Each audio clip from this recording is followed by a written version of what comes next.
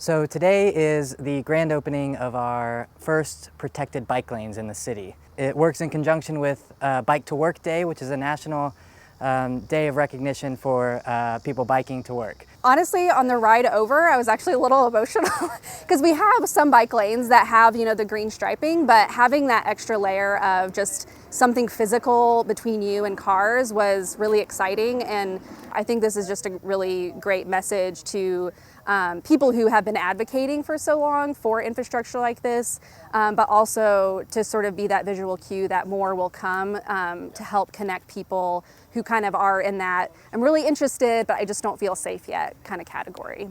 And then we have MAPS 4, which will dedicate $20 million more to on-street bike lanes and an additional $8 million for trails.